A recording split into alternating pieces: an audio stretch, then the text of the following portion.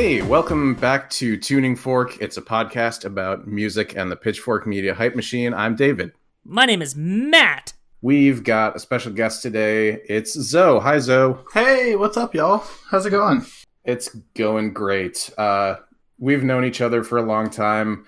Like several of our guests, we were all on the same internet forums together, revolving around the life of Neil Cicierega, Yeah, as one does. If only Pitchfork weren't fucking cowards and reviewed any of his albums. I feel like, if any, they would review one of the Mouth albums. Because they just love a mashup. One of the Mouth albums, like, Spirit Phone should have gotten a review. It should have. It's a really good indie pop record. It's time for me to open my my Beeb, so I'm just gonna pop that. We got Stack Brewing's Laserhosen. Ooh, that sounds amazing. It's a Dunkelweizen. It's Oktoberfest now, so you gotta get into the German stuff. Yeah, so I'm gonna definitely post a picture of the art on the Twitter later, or on my Twitter, and then Dave could put it on the Twitter. All right. It's very good. So, Zoe, which album did you want to talk about today? Well, I'd really love to just talk about Treats from Sleigh Bells. Some delicious sweets and treats? Yeah, some sweets, some treats. Not my sweets, not my treats. I'm gonna get them. That video probably could pass as a Sleigh Bells song, to be fair. Yeah. I would love it if they... is that the Dilbert 2 guy who made those videos? Is it the same dude? I don't remember their name. I don't think it's C-Boy-R-D, because that's the Dilbert person. Okay. I want to see that guy make a Sleigh Bells music video.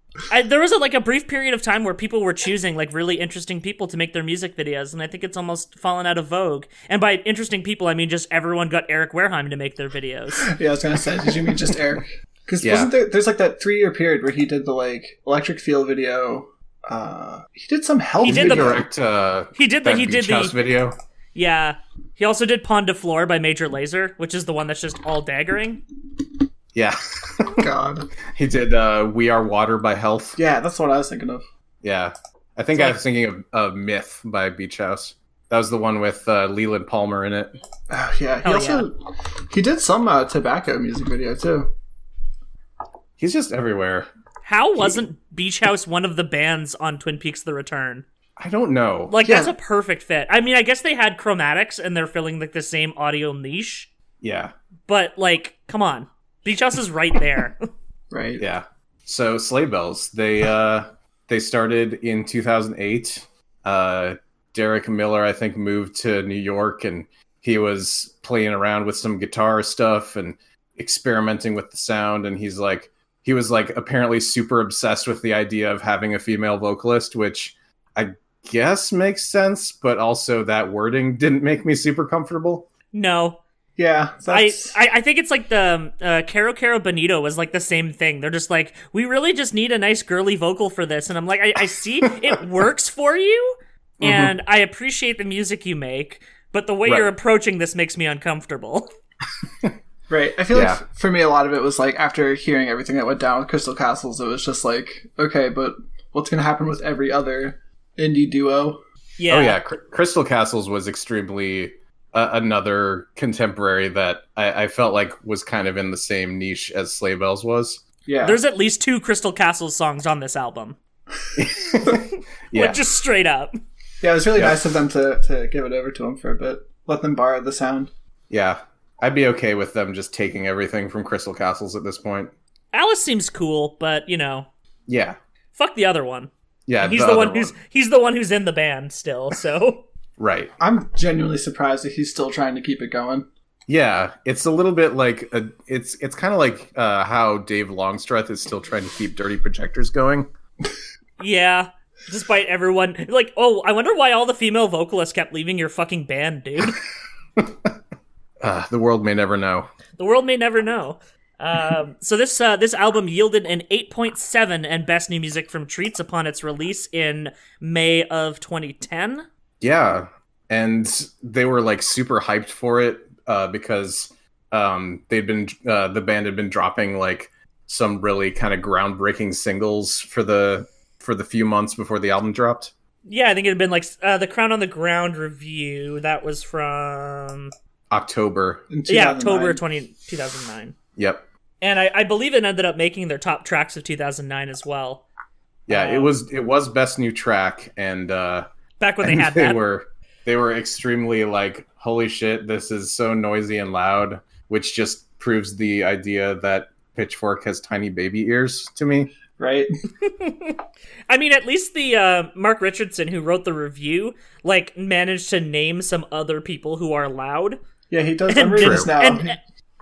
He does throw down like, a Wolf Eyes reference, which sure, I guess. Right.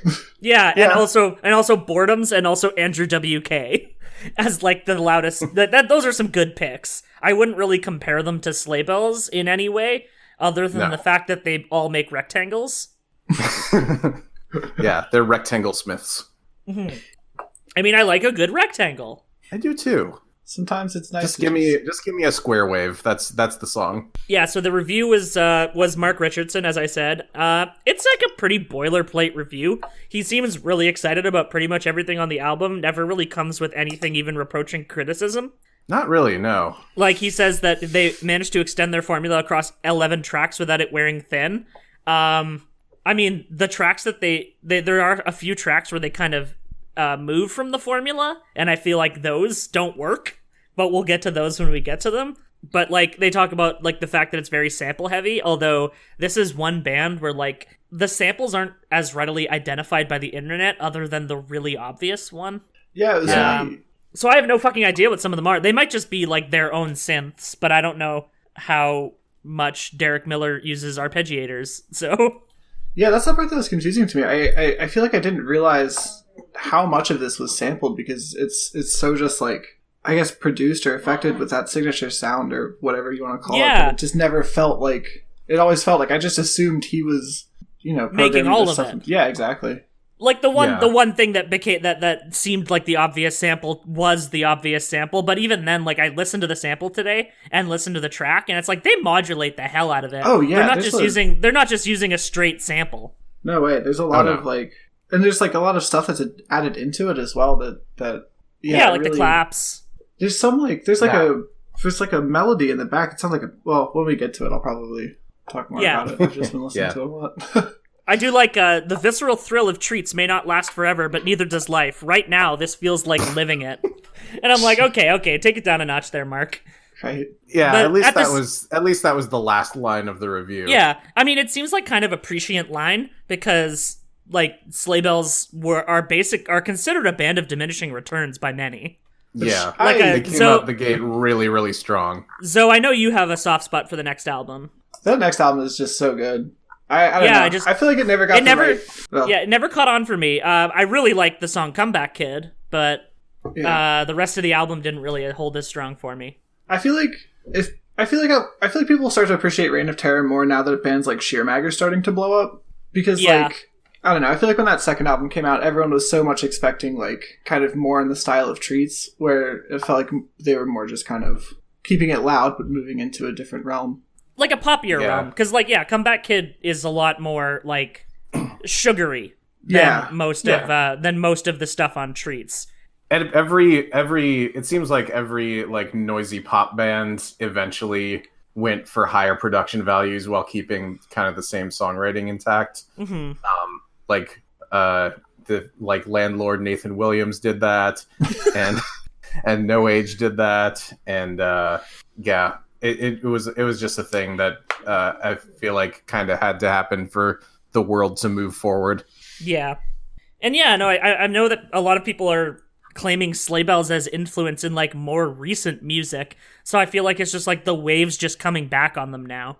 Yeah. And that's why it's a really good time. The waves coming back. Nice. Hopefully Waves never comes back because he's too busy landlording. He's got to collect that rent. Just kidding. It's fucking passive income. He literally doesn't have to do anything. Eat shit, Waves. He's afraid of heights is the thing. Good. He better be. But I know that a lot of people compare Sleigh Bells to 100 Gex, who I know nothing about. I've never listened to a single song by them. But they seem to come up in every episode for the last like 3 episodes. They seem to come up because they're going to have to. They're in vogue right now. Yeah. That's real. I will say... And I'm not.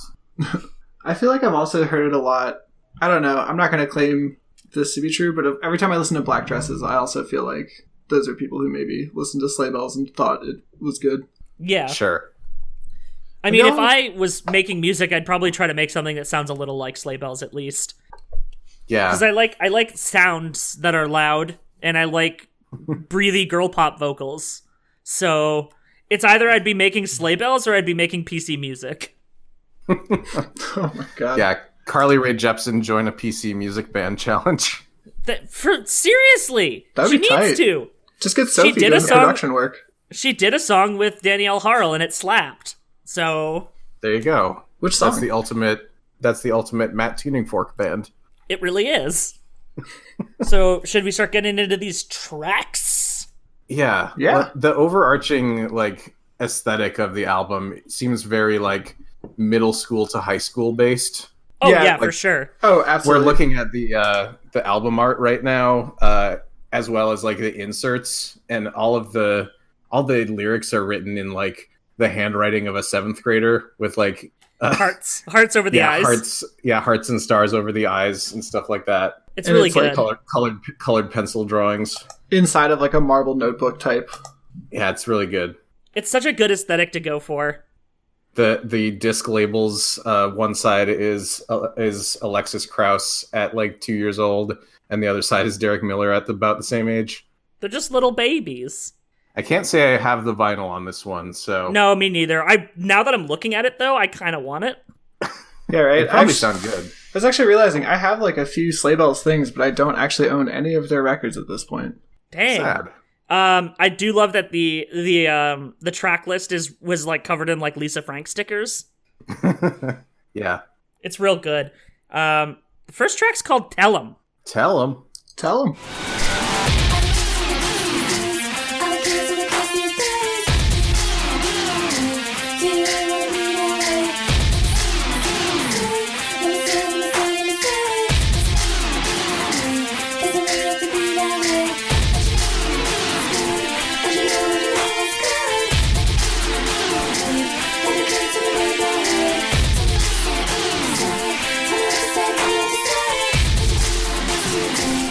Okay. Sleigh Bells, tell 'em. I pulled up. I had deleted my Last FM a couple years ago, but for posterity, I took a screenshot of my top artists and top tracks. Sleigh Bells' only song that reached into my top 20 was "Tell 'Em" with 117 plays. And for me, that's a lot because my top track is Battles Atlas at 169, so like it's very up there.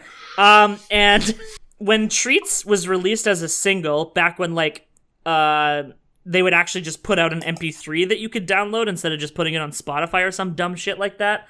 I think I played it like circulated around the blogs. Yeah, you exactly. Have to get I played it from like the InSound weekly mixtape. Yeah, exactly. I played it like 60 odd times in a row right away. I fucking love this track. It's really good. It's the best. So, do you want to give your 2 cents on it?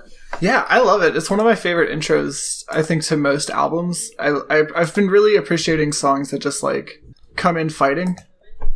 And I feel like just that first hit with the drums, it's just like, okay, whoa, we're in it. We got the treats. This was the song that they opened their set with at Pitchfork 2010. And immediately, like, after they were done with it, everyone was, like, screaming at the sound guy that it needed to be louder. God. And I'm pretty sure that it legally couldn't be because Chicago has rules about that. Yeah, an outdoor venue in the dead center of a city. I don't think you could get away with it. Yeah. Man, I'm trying to pull up the track list when I saw them at the Merriweather. Because I feel like, yeah, they were significantly louder than any other band that night. Because I don't think they had such limits. It's a bummer that you can't experience it at the maximum loudness. I really like that this song's lyrics are all, like, repeated couplets. Like, yeah, it's the same line twice. They're nothing lyrics, but yeah. I do like that one of them is, "Did you do your best today?" This was, I put this song on my wake up playlist for a couple of years. Oh, that makes sense. It's such a good one to wake up for. It does seem a lot more positive of a sentiment than a lot of popular music that Pitchfork loved at the time had. Yeah, it's got a lot of like really nice positive affirmations. Like, did you do your best today? Do you really want to be that way? It's like, oh, it's a good one. Yeah. Your Monday motivator. And yeah, the "Did you do your best today" is followed by the end of the song, which is "You can do your best today." And I'm like, fuck yeah, I can, dude. And then I went and fucked everything up, because that is when I dropped out of school. Right. It's fine. Keep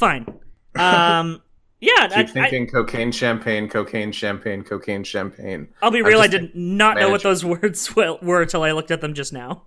Yeah. That's the one part of the song that's not repeated twice. Yeah, Genius has it as manage your heat, but it's manage your beat, right? No, it is heat. Okay, it is heat. Yeah. Wow, there's actually a correct lyric on Genius then. Yeah. I think different folks may have edited Genius on this one. Yeah, I don't know. I feel like getting into the lyrics on this album is kind of just like a fool's errand. We could talk about them, but do we really need to? I think it's more a feeling than words. Yeah, like one thing that's worth talking about is how Alexis Krauss's voice sounds with all the sounds around her. Yeah, it sounds like soft and poppy the whole time. It never like reaches into clipping range unless she is screaming, which she does do on a couple of tracks. And like it always sounds like she's not putting a ton of effort into the singing. Like it's very laid back. It seems like the kind of thing that is impossible to reproduce properly live, but I've never seen Sleigh Bells live, so I couldn't tell you. Yeah. I feel like she did a good job when I saw it. That was the one thing that always really impressed me, is that it feels like she has a really good control over like how she is sounding among all of that noise. Yeah. Like, you have to have such good control, and then also you have to have your mixer set up so well that you're not picking up like just feedback of all the other sounds on the stage to actually get her vocals to come through cleanly. Yeah. She rises above Short King Derek Miller. Yeah, especially because when I saw her, at least she had 8-inch heels on. Yeah, she would. Yeah. Which makes crowd surfing a little bit on the dangerous side, but they never seem to be really concerned about their own safety, at least in those early shows. I mean, I also wouldn't be concerned about my safety if I had the opportunity for crowd surfing Alexis Krauss. I'd be like, yeah, I'll risk taking an 8-inch heel to the noggin. Oh, I absolutely did. That's exactly what happened to me. Yeah. I was literally like front center stage. It was one of the best concerts. It was like James Murphy did a DJ set, Sleigh Bells, and then Hot Chip. Hell yeah. Nice. But yeah, like Alexis Krauss was trying to do like some crowd surfing thing, and she's trying to reach out in the crowd. Her heel goes out, and yeah, 8-inch stiletto heel just like went right into my shoulder, and I just kind of like crumpled under it because it went like right into my clavicle. She felt so bad. She immediately was like, "Oh my god, are you okay?" It was very funny. That's where she like injected Sleigh Bells fandom into your bloodstream. Yeah, exactly. I like that between this and the Japan Droids episode, we both talked about getting shoulder injuries from crowd surfers at concerts. Yeah. It just happens. You just gotta get used to it. But yeah, I like Tell 'Em is like in the like, even though I do like the rest of this, I do love the rest of this album, I'll say. It's in the pantheon of first tracks that go way too hard. And that I'll just start repeating it instead of going to the next one, even if I like the next song. Speaking of the next song, Kids.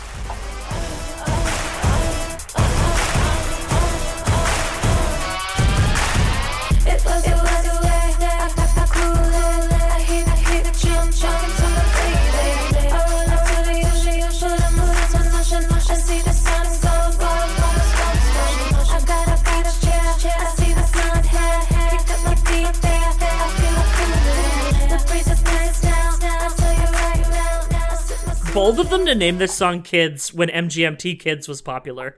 Right? True. This was 2010. Was this the same? I mean, MGMT Kids came out in 2007, but nonetheless was still very popular in 2010. I feel like 2010 was when I was listening to MGMT and not 2007. Because when did that, what is it called, Oracular, whatever? 2007. It came out near the end of the year. Oh wow! Why did I think that came out? The one with Electric Feel on it. Yeah, and then their next album came out in 2010. So it might have just been like a revival kind of moment. That's when the song that's the one with Brian Eno on it. There you go. Congratulations. Good song. Kids was originally called Beach Girls on their self-titled EP that came out the year before. I think that's really the only change from the demo, isn't it? I don't think there was much else. The demo had a synth chord that repeated in the background. It was like pew pew pew pew pew.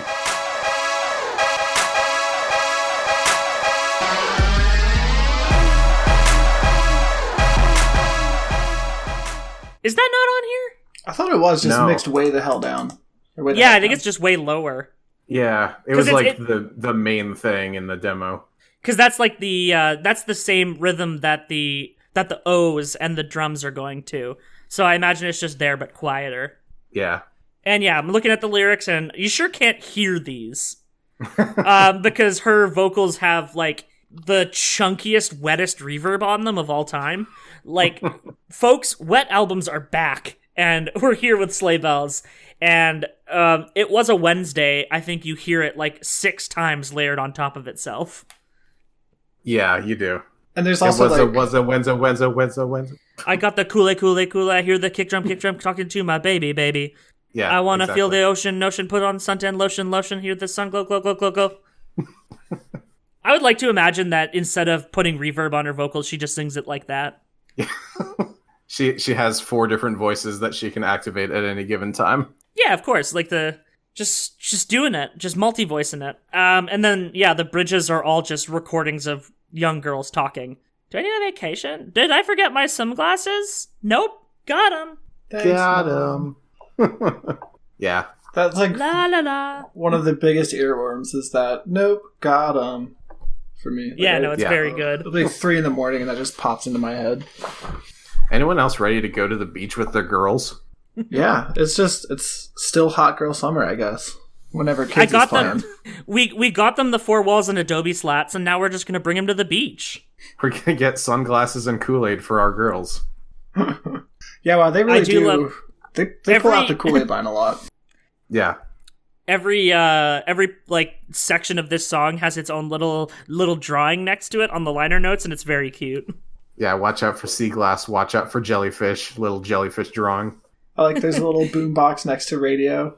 It also just seems like wildly unnecessary to have like the girls talking as written as lyrics on the lyric sheet, but they sure do have them. It kind of ruins the mystique of them, because you can really tell they were produced afterwards when you have that kind of clip in there. The handwritten lyrics to especially this one does make it read a lot more like a middle school poem. Mm-hmm. Yeah, I was about to say this looks more at home in like your school's like a creative writing class exercise. But yeah, this one I never really liked as much. Possibly just because it doesn't go quite as hard, and also because the reverb kind of just makes me nauseous. It's too wet. See, I always really liked this one. This is one of my favorites. I think in part though that beat especially reminds me a lot of like a DMX song. Like sure. Like that synth line, especially that you're talking about that's in the background, it reminds me so much of the horns from like Party Up in Here. Yeah, no, that works.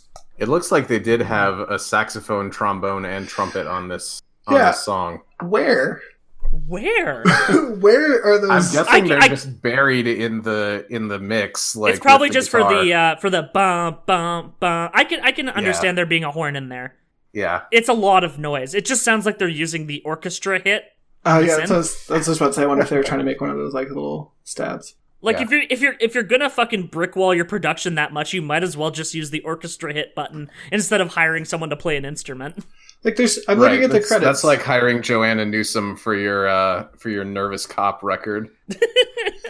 You can hear 3 notes of harp over the drums. Right. Now we're moving on. Do we have anything else about kids? No, then we got Riot Rhythm. Riot Rhythm.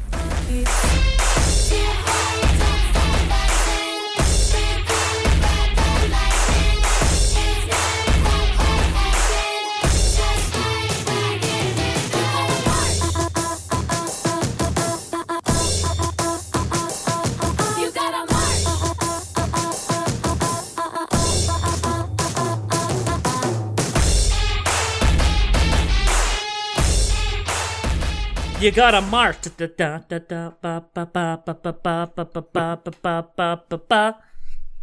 Yeah, that's the chorus. Yeah, no, I really like this one. I do too. Yeah, I was listening to it in the car earlier today. It's good.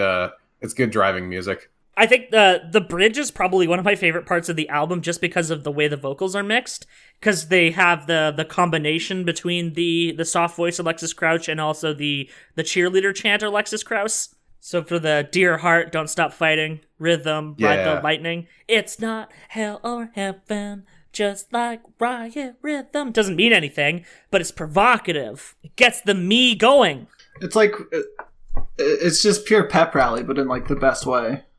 Yeah, exactly. Yeah. This is one of the pep ralliest songs on the album, and there are a lot of them. This one, and I mean, yeah, actually, you know what? Crown on the Ground too, really, a little bit, and Straight A's. Yeah, for sure. Definitely Straight A's.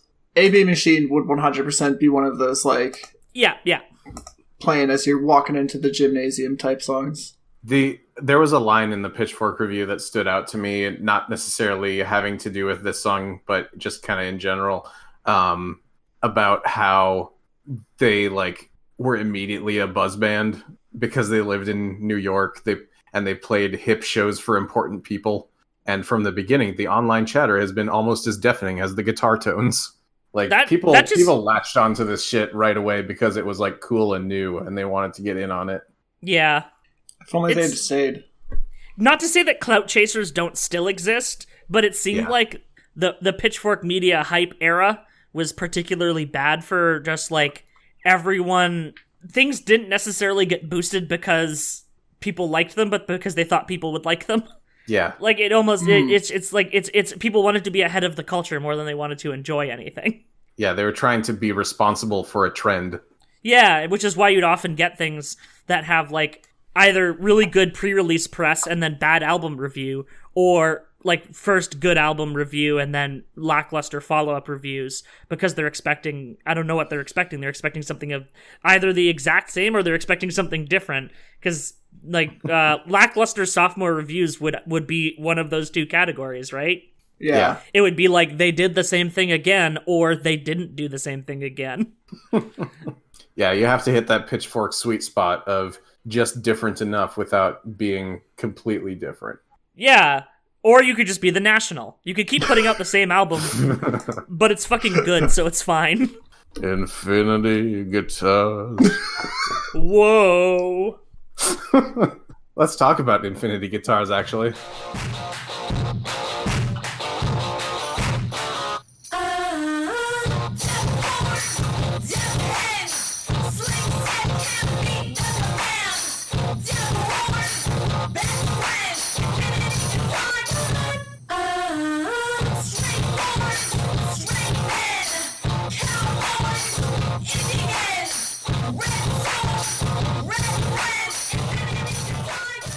Okay, I just want to talk there. This is one of the songs that was on their EP, and it's almost the exact same song until the last verse. They have this fucking huge drop where it goes from rectangle to square because it gets so blasted out. And I didn't hear that version until I was listening to the album the literal day it came out, like just after midnight and everything. And it sent your nuts to space. Yeah, no, it knocked my nuts clean off. They're still, like, in orbit around the planet right now. My nuts were blasted into space. They are in low Earth orbit. They have not returned to me yet. That is the power of the fucking drop in this song. I'm not gonna be all fucking where's the drop Skrillex comments on was it Avril 4 or was it Flim? I'm trying to remember which Aphex Twin song it was. It must have been Flim. It was Flim. It was one. No, it was absolutely Flim. I know exactly what you're talking about. It was Flim. Yeah, but like, okay. God, every time I listen to the EP version, I'm like, where's the fucking drop? Yeah, I yelled that, and Looker ran at me because I think he was concerned. He's got to find that drop. He's got to look for it. Yeah, Looker's looking for the drop right now. But yeah. So, what do you think about the video for this song? I don't know if I've actually seen the music video for this song. I've only ever seen the one for Real Real or Ring Ring. Okay, we're calling it. Yeah, the video for this one is Derek and Alexis, like, they pull up in some sort of muscle car. They get out, and he's got his guitar. I think it's like an Explorer or something, and she's got a leather jacket on and like bright red lipstick and smoky eye makeup and a baseball bat. Yeah, it's... And they just start like aggressively walking towards the camera, and then like shit starts catching on fire and exploding all around them, and it's just very like balls to the wall in your face the entire time. Hell yeah. I'm gonna have to look at this real quick. Okay. Yeah, I'm looking at some stills from this. This is 100% the look. This looks like the same alleyway for that Black Moth Super Rainbow video. Oh yeah, Windshield Smasher? Yeah. It's my Halloween costume this year. Yeah. You got the mask, I didn't. Yeah. Somewhere. I gotta unpack it still. I love all of these Sleigh Bells music videos because they're all pretty much following the same plot. Because you described that, and I genuinely thought you were just describing the real music video. Yeah. They have a particular aesthetic niche. They do. And I feel like it would be strange to deviate from it in any way. This is another one where the Genius lyrics do not match the lyrics that are in the liner notes. Yeah. I mean, they do very much say the word whores, but they don't say dumb whores. They say deaf whores. Yeah. And I'm not sure what they're getting at there, but they probably aren't getting at anything. Yeah, and well, I mean, like, the lyrics on Genius say street wars, straight men, but it's apparently straight wars, straight men, which doesn't actually make any sense, so... Who starts wars but the straights? Yeah, I mean, let's just not think about these lyrics too hard. Yeah. Because they don't actually really make any sense. I mean... No, and that's fine. Yeah, you just gotta yell them out really loud out of, like, a Camaro. Yeah, and the thing is, if you say the wrong words, but they have the right vowel sounds, no one will notice. Right. And I think that's basically just what happened with the Genius lyrics. They're like, yeah, it sounds close enough. This album is mostly vowel sounds. Yeah, and I feel like... I also feel like it could be a little like the Animal Collective Strawberry Jam situation, where they just wrote the wrong ones in their liner notes. Yeah, like, that's fair. You could say that those are the words, but it's clearly not what you're singing, David. Mr. Portner. Mr. Portner. But yeah, no. Yeah, and I really, really like the step clap beat that they use. That's the basis of this song. It's just... Oh, yeah. It really has a good rhythm to it. And yeah, of course, when the drop comes in with the guitar, like, squealing feedback, and then it just... My headphone cans just shoot needles into the center of my brain and inject that dopamine right in. Yeah, I think I'm going to have to edit in just a clip of that drop into this episode. Please, if you could.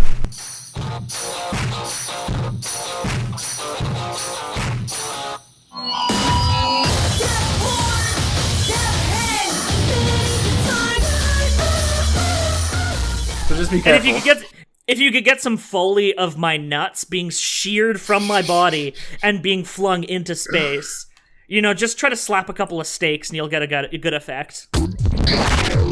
Throw in that sound from when Team Rocket gets launched. Yeah. Ding! Alright, now we're getting into the songs that I don't like as much. Yeah, it dips a little bit in the middle, but we've got Run the Heart next.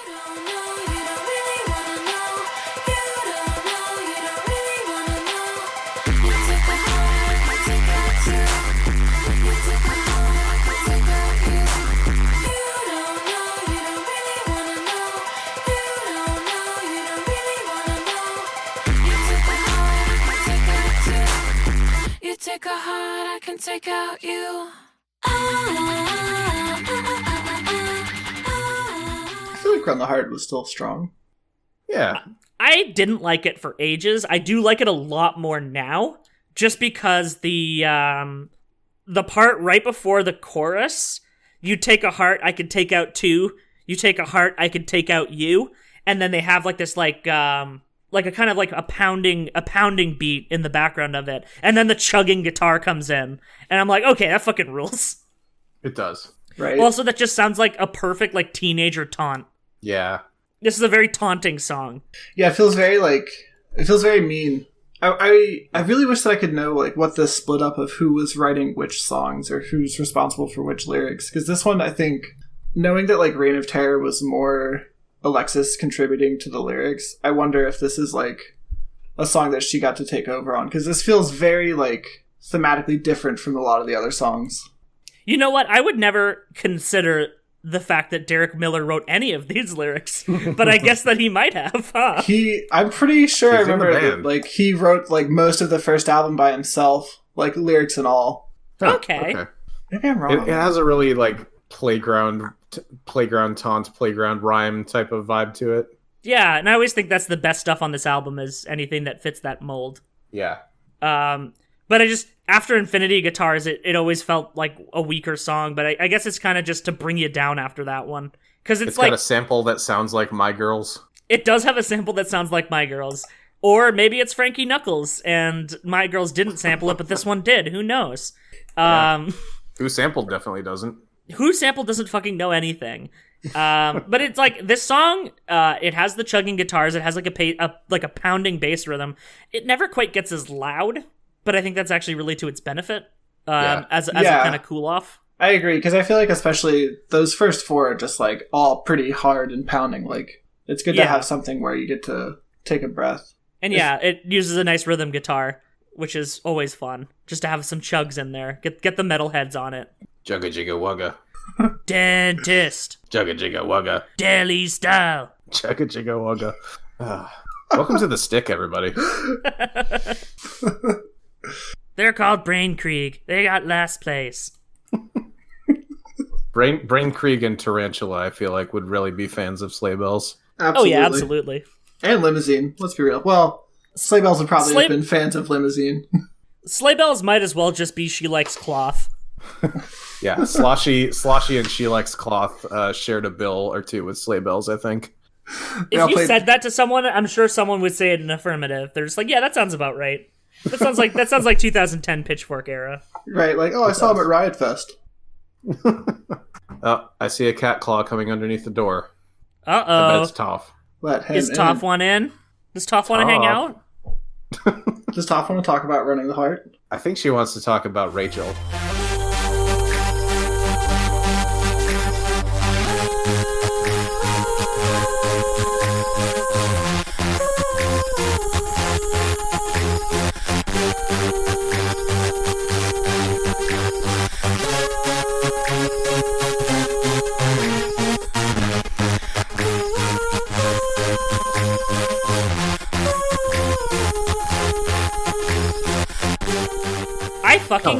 I hate the synth in this song.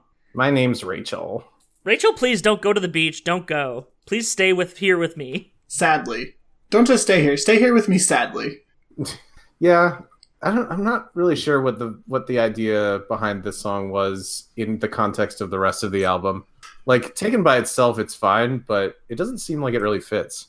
They definitely have the wrong lyrics for verse 2. It says rinsing fish, we cry in our sleep. I don't think that's the words, buddy. No, it's drench in bleach, we cry in our sleep. And lightly instead of softly. Yeah, no, this person was not listening because it's clearly not rinsing fish. Rinsing fish. You know, knife goes in, guts come out. That's what Sleigh Bells Rachel is all about. But yeah, like again, like lyrically, it's whatever. Like, I'm not here to discuss lyrics with the Sleigh Bells album. I really like the way her vocals are tuned. It's very kind of shoegazy. It seems more like distant than like some of the more upfront vocals in other parts of the album. And the one thing I don't like is how dissonant the synth sounds, because it sounds like a fucking jock jam synth. Like it's about to turn into Pump Up the Jam. Bum bum bum bum bum. Yep. It's like boop boop boop boop. I mean, like I can imagine like you're doing like a cheerleading show, and this song would come on to just be like the bridge between like the group sets, and it's just like one girl doing a sad dance with a ribbon. If Sleigh Bells did a full Jock Jams album, I feel like it would be good for their general aesthetic. I would appreciate that. I would love it if they just covered Jock Jams. Yeah, they could do Get Ready for This. They could do Pump Up the Jam. They could do They could do Space Jam. Yeah, I'd listen to it. Yeah. But yeah, no, it always struck me as like a weak point of the album, especially when one of the best songs is coming up next and the other best song is coming up immediately after that. Yeah, that's real. So I would always just go Infinity Guitars, skip, skip, and now it's time for Real. Infinity Guitars, skip. I don't know. It is time for Real, though. It is. Have a heart,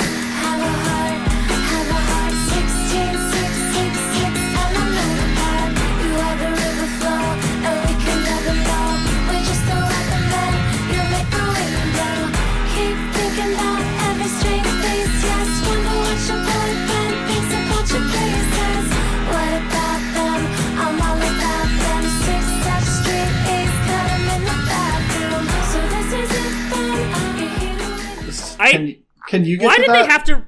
Why did they rename it from Ring Ring? I don't get it. Still to this day, what is the purpose of calling it Rill Rill instead? Was that like? No, that wouldn't make sense. Yeah, I have no idea. Is it like a?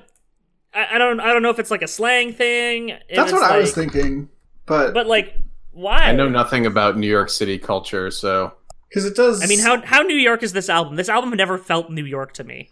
Yeah, I was honestly surprised when I reread that they're from New York. I just assumed they came from Florida.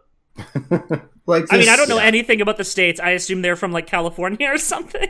Yeah, but I think that's just because like 80s, 90s high school pop culture is very California centric. Like, it's not all California, but it's a lot of California. And when it's not California, it's just like random Midwest, and this didn't really feel like Midwest to me. Alexis Krauss taught. She taught 5th grade, wasn't it? Spanish. She taught Spanish at an elementary school in the Bronx. Huh. I remember that one of the tags on Last FM was, I wonder if she shows this to her 5th grade class. I really liked single-use Last FM tags. They were always very fun. Yeah. Like post-ironic beardcore. Wasn't there that really long one about being in the woods with a bear? Yeah. Yeah. It was like a campfire and a tree and a box of matches and my glasses, and it's something about a bear, but the bear is really far away. So, yeah, Real Real is built primarily on a sample of Can You Get to That by Funkadelic. Can you get to that? Which is from the album, which is from Maggot Brain. Which is like one of good album. The best one of my favorite albums. One of the greatest albums of all time, it's very good.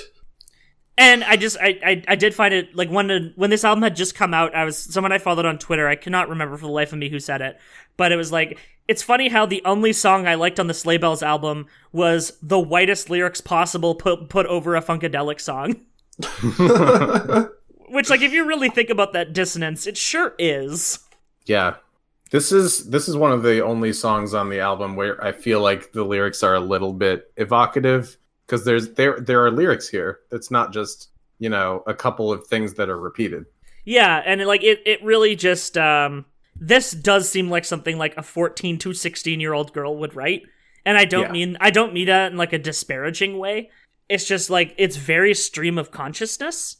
And it also just seems to be like a song written from the perspective of one girl to another girl, being like, "Don't worry, we'll figure it out. We'll get through it. I'll help you through it. Just give me a call." Yeah, the line about "wonder what your boyfriend thinks about your braces" always stands out to me. And then I'm all about them. What about them? And what about it? Yeah, it's I feel like I didn't realize it until reading it just now, but like, yeah, these lyrics feel very like first crush on a girl type thing. Mm-hmm. Like, this would not have felt out of place in my own notebook, I will say. Shit, yeah, what if this song's gay? Damn. I'm gonna declare it. Gay? I'm saying it. Let's just pop a quick confirmed on that one. Let's just pop that stamp. Let's do that just so that we have the contrast with our last episode. Yeah. Which is the straightest album ever to exist. Yeah, Japandroids did make the straightest music of all time. It is kind of wild how not homoerotic their albums ever got. Yeah. Like, with all that bro energy in one place, and it was never gay, not even once? It might have been you had to go to the live show to get the gay energy out of it. I mean, I saw Japandroids live like 3 times. Not a chance. I don't think I haven't listened to enough Japandroids to weigh in. They're a perfectly fine band. They're another one where you just don't want to worry about the lyrics, but for different reasons. I don't want to get back on the drug reference thing, because I know that's I know that's a thing that we always try to say isn't a thing that's happening. It's not about drugs, you stupid fucking stoner. But cutting straight A's in the bathroom does sound a whole lot like cutting up Adderall and that's like 100% what it is. Doing lines of it. Yeah, the people on Genius seem to just think cutting their A's as in removing their A grades by cutting class in the bathroom. And I just want to know what nerd wrote that line so I could give him a fucking wedgie. Right. Once again, Genius is wrong, but in completely the opposite way. Yeah. It's about drugs, you stupid fucking normie. Yeah, this is not a straight edge song. No. Yeah, no, it could be both. Really? Like, just with like the energy that this album is bringing,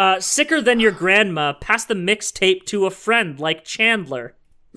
Ooh, no, you're not gonna like this one. Fuck a girl's pussy bright red like Snapper. Ugh. He just had to make it about his dick, didn't he? He sure did. He had to make it about his dong lover. Yeah, the less that's said about I'm Just a Rapper, the better, I suppose. Even though we have brought it up more than once. Yeah, we'll get to Camp eventually. We'll give Camp what it deserves. We have to get through Vicatomist first, so we get through like the most famous songs on his first one. Right. Because he also did 2 weeks. That's true. He's rapping over Grizzly Bear. What the fuck? And yeah, anyway, a lot of references to like class.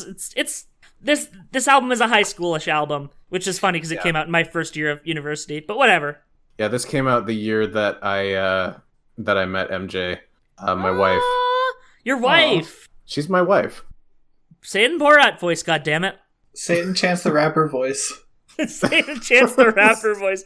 I love my wife. Yeah. I love Sleigh Bells, my wife. And yeah, no, I can see why this song blew up as it did, because nothing really sounded that much like it. Like, I know that without all the noise added, there was definitely stuff that sounded like this, but they combined the two things. Sometimes when you put two things together, it's very good. Yeah, like making a Doctor Who Minions t-shirt. Fuck you, David. God. Terrible. Then we got straight A's.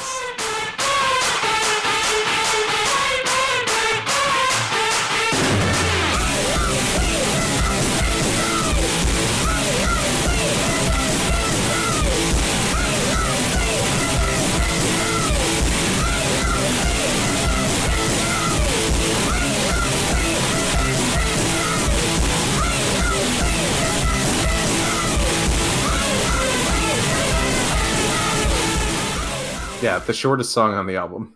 This was the one that I didn't realize had lyrics. The thing about this song is that they reference straight A's throughout the album like 4 different times. Mm-hmm. Like, a lot of songs mention it because I guess Alexis Krauss was a nerd when she went to school. Yeah, that's why. Yeah, sounds about right. Also the drug reference, obviously. Yeah, gotta get that one in there.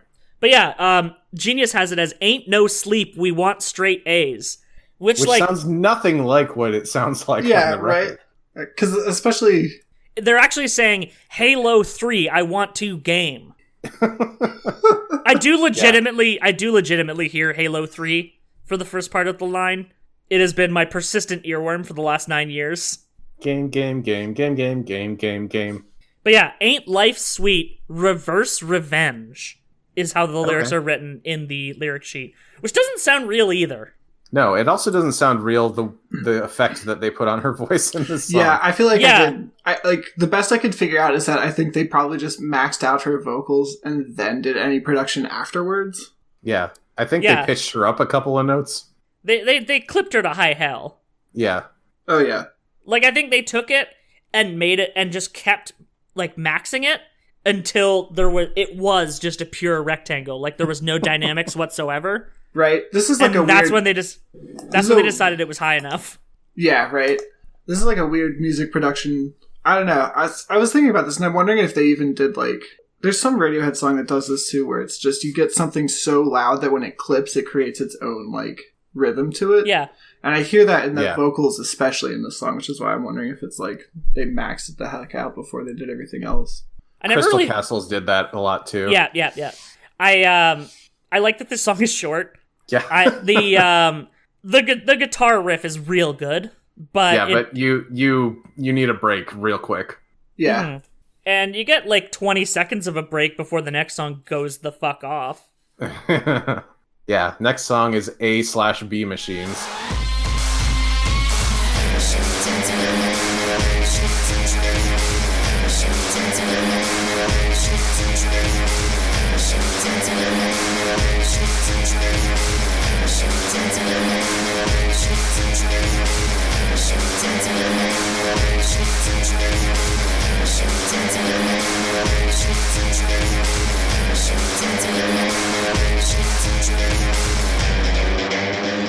Well, I keep my A machines on the table. Where do you keep your B machines?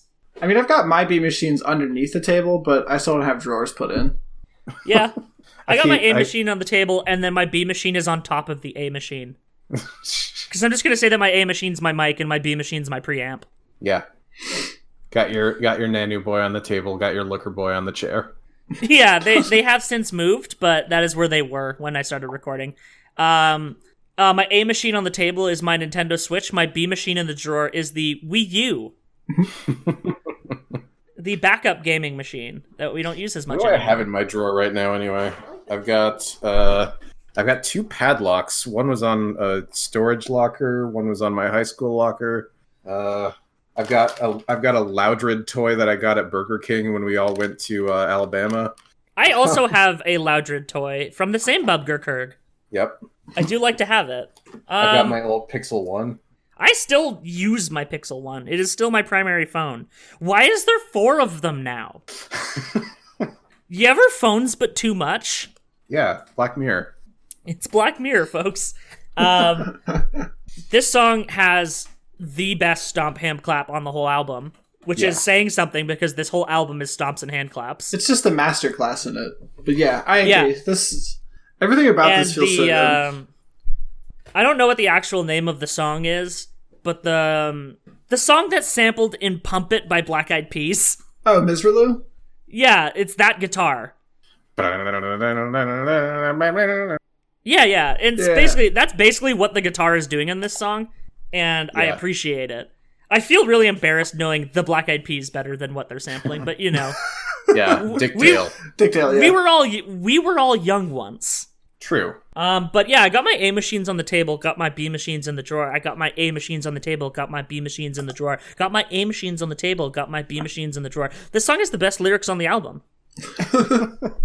Yeah, they referenced that in the Pitchfork review about how it's effectively just like a wop bopaloo bop wop bam boom type of situation. It's a do ron ron. Yeah, Jesus. Which is just right for what the music tries for. Yeah, they just needed something that sounded rhythmic and good. And they succeeded. But, like, there's not much else to say about it. It's just, it's a good track. It's a really good track to run to. I don't know if anyone's ever tried that, but it's very, very good to run to. I like that because it has a thing. She does the thing again where it's overdubbed with the yelling and singing at the same time. Yeah. And also just some, like, some screams cut in. Yeah. That's in a couple different songs I've noticed where there's just like a few carefully placed, just high pitched screams. Yeah. It's a big one in, I think, Infinity Guitar. Yeah, I think so. I'm trying to think. There was some other popular song from around this time that did the same thing with the cutout to a scream for like a second. Yeah, it happens. The more recent example I could think of it is the Grimes song about being a pansexual vampire. Which one is that? Like all of them? Oh, it's Kill V Mame. That song has a bunch of random screens sampled into it as well around the choruses. State of war! I wish Grimes wasn't so much the way she is and was maybe like 75%. Yeah, and also, we really should have seen it coming. And also no Elon Musk. Yeah. Yeah. The last song on the album is the title track. Treats.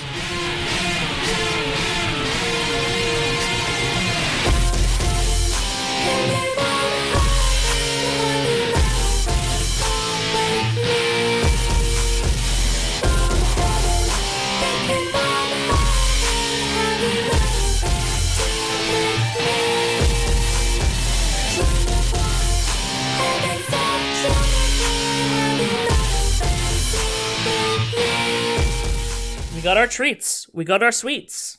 And this one, I don't know, I feel like similar to how Tell 'Em is like the perfect intro for this album, I feel like this is the best way to exit it. Yeah, no, it's often I would just skip it and end the album because it's like I listen to AB Machines and I'm like, you know what, I'm good. But also it had a good transition into it, so often I would just end up listening to the whole thing. But yeah, it's a lot slower than the rest of the album. It's the slow headbang song. Yeah, absolutely. Yeah. It would trip me up sometimes though, because its intro reminds me so much of Boulevard of Broken Dreams by Green Day. They both have that same like kind of wavering guitar I had that intro. same thought in the car earlier. The tremolo on the guitar sounds exactly like Boulevard of Broken Dreams. Yeah, no, I can hear it now. Absolutely. Yeah. Confirmed.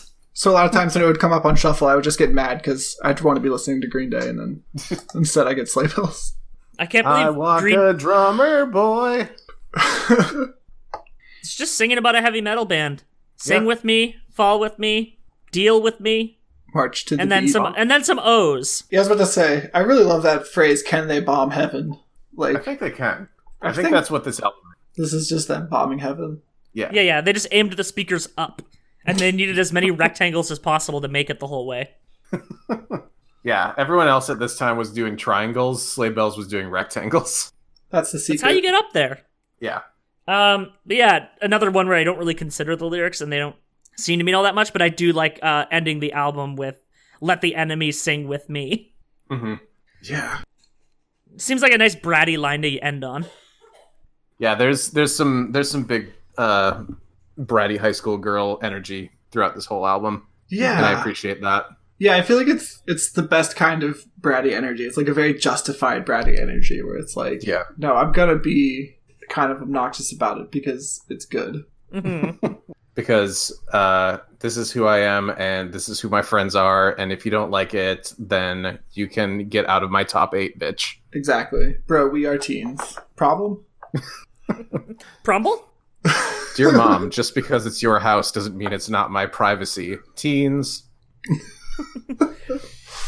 Does this album best encapsulate the concept of teen swag? I would say so. It might. Especially with the way it's throwing in like weird club synths all the time. Yeah. I don't know, I guess I just associate club synths with teen swag. If they're teen swag, then what band is teen class? I don't know, probably no one worth listening to. Probably like Bright Eyes. Which band is the most sapiosexual teens? Don't say these words to me. Maroon 5. There you go. Don't like it. Don't like it at all. No. So that's album. That's album. At a tight, like 33, 35 minutes long? Yeah, I was still going the same direction. When I started the album, I was going one direction, and I was still going the same direction when the album finished. I do appreciate that. We stand a short album. Yeah, short albums rise up. Yeah. Brooks and Eddie on Fun Point this week are doing The Love Below, which is like 76 minutes long. Are they doing just The Love Below, or are they doing the speaker box too? Yeah, they did Speaker Box 2 weeks ago. Which is also long. And they did East, which is also an incredibly isn't East like almost an hour, if not an hour? East is 55 minutes long. And it's only like 6 tracks. Yep. 5 tracks. Jeez. Yep. Joanna fucking did that. But yeah, Treats. That's the album. I think it holds up really well. Oh, absolutely. Yeah, I feel like the lack of really trying to make too much of a message out of it makes it age better than maybe some other music at the time. Mm-hmm. And yeah, not having to think too hard about the lyrics, having like the sonics of the album were pretty unique for the time, and people who have been doing it since have not been doing it as well. Because sometimes you'll get someone who originates a sound and then everyone just does it better than them. It has happened in the history of tunes. Hasn't really happened here. I don't think anyone's really approached this the noise pop angle the same way as them. So what do you think? I kind of agree. I feel like this album really holds up super well, especially because it's more of a... I feel like what makes the album good is that sound, and not the fact that, like... I feel like a lot of other albums from this era feel very dated nowadays because they're, like... I don't know, there's certain sounds that I just heavily associate with, like, 2008 to 2012. You were at the No Deke Hunter show, so I trust your abilities to recognize that. Yeah, no, exactly. Like, stuff like that. Or there's like a band that's on the tip of my brain that I can't get to come to mind right now. Oh, Akron, Ohio, or Akron Family, whatever it was called. No, Akron, Ohio. Nice. Oh yeah, we brought them up as Animal Collective sound-alikes during the MPP episode. Yeah. I feel like if I hear an Akron Family album, I assume that it's some sort of period film from 2010. Right. Yeah. But yeah, I never really, I did like Reign of Terror, and then one of the singles from their next album, I don't remember what the single was, but I hated it so much that I never checked out the album or anything that came after it. Yeah, I was going back through it. I think that Reign of Terror, I will personally say I think Reign of Terror is better than Treats, and I think it should have I think it should get more credit than it gets. But everything they've put out afterwards has just been very hard to get into. Because it's just... Reign of Terror got like a much worse review on Pitchfork, I feel like. I was looking it up.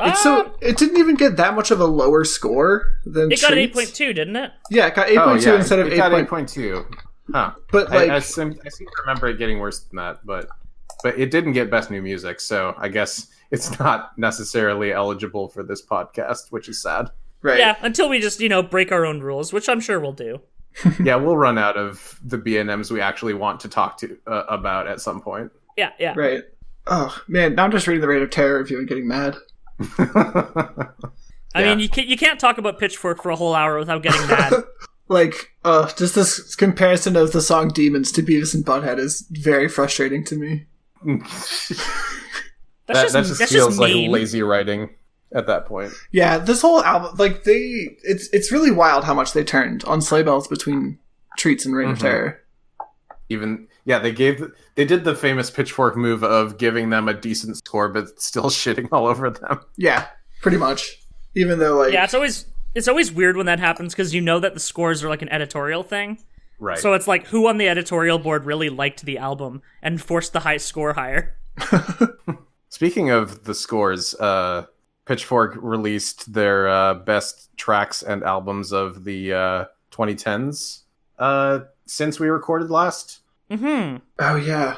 I don't know if we wanted to really touch on that or anything, but I thought there was I definitely recency wouldn't bias in what they put out. Yeah, that tends to be how they operate with their lists. Right. Yeah. Treats was on it though, wasn't it? Yeah, it's like 158, I think. So not as high as it should be. It should be much higher. But yeah, no, we could in theory do a whole episode about that list, but I would not want to get that mad. We'll see. Yeah. Ian Cohen was getting a little salty on Twitter about it. He kept bringing up like chillwave artists that didn't get their dues. I mean, chillwave definitely did not get its due. Yeah. Chillwave invented so much. Ian Cohen, come on Tuning Fork. Ian Cohen, come on Tuning Fork. We'll let you talk about albums, unlike your employer. Anything else to say about Sleigh Bells and/or Treats? No, I think I've said my piece. It's good. Yeah. I like to hear it. Yeah, me too. I think just reiterating how much I enjoyed their live show, I think is what helped this band be a lot bigger in my eyes. Yeah. Because they came out with just a wall of Marshall stacks. Like, it had to have been about 60 feet long. And it was like a good 20, 30 of them. And that was their sound system. Yeah, that sounds about right. It sounds like Japandroid's Marshall setup as well with their speakers. Yeah, just every single amp hooked up to a single guitar. Yeah. Yeah, pretty much. I think they had two guitarists when I saw them. Oh, interesting. Did they have a second like touring guitar player? Yeah, there was a second boy. I think he was shorter than Derek. Probably so that Derek could feel a little better. Yeah. I mean, he was wearing some bigger shoes. They gave Derek an Apple box. I think it makes sense though, just because like a lot of the songs. I feel like more of the songs have samples than are actually credited because of the Funkadelic one's the only one that's like listed. Yeah, but I'd be really curious to figure out. There's generally more than one guitar going at a time. Oh yeah. Yeah. This is an album I feel like which is pretty easy to translate to a live show. Like the backing tracks, you can pretty much just run off of a laptop. Yeah, I think that's even what they did. Or just an actual drum machine, which I'm sure they had. Yeah. I think it was backing tracks, actually. I don't think they had anyone doing any live programming. Yeah, when I saw them, it was, I think, just backing tracks and then Derek with a guitar and Alexis. But then you get bands like that that wrote an album only for the recording studio and then come back and make a live show out of it. Yeah. And then they're just like, wait, how the fuck are we going to play this? Yeah. like Tortoise with TNT. Oh my god. Pitchfork has a full album performance of that album up on their YouTube channel, and I recommend that everyone go watch that because it's very good. Hell yeah. Nice. I'll have to check that out for sure. All right. Well, that's been Tuning Fork. I'm David. You can follow Tuning Fork on Twitter at Tuning Forkcast. I've got another podcast on Noise Space called The Stick with my co-host Zoe, where we talk about Homestar Runner. And you can follow me on Twitter at Daves with 3 V's. Like the funny landlord. Yeah. I'm Matt. You can follow me on Twitter at MattGCN. I do a lot of podcasts. You can find all of them at noisespace.xyz. And the noisespace.xyz Twitter, which is just noisespace.xyz, now just auto-tweets episodes as they're posted, which is very convenient for me. So that's why I spent like a whole hour wrestling, a whole day on the weekend wrestling with the PHP to get it to function. So now we have, you also did an that. entire site migration recently. Yes, I did. Which was good. I like to see it. We're on DreamHost now, baby. Yep. Nice. Congrats. I'm sure that was a ton of work. Always. I'm Zoe. I can be found on Twitter at Monsanto Obama. Which I love. Such a good name. I appreciate that. I don't really do podcasts. I've been writing a lot more recently. I got published on paintbucket.poetry or paintbucket.page. Yeah. That was pretty fun. Hell yeah. Which was great because you've been doing readings and stuff lately. Yeah. I actually just did one last night. Downtown Olympia, if you're ever in the Pacific Northwest. Yeah. And go see Zoe. She's good. Yeah. Hell yeah. Well, as we always say, I had never seen a shooting star before. I had never seen a shooting star before. I had never really seen a shooting star before. 10.0. Listen to Kid A.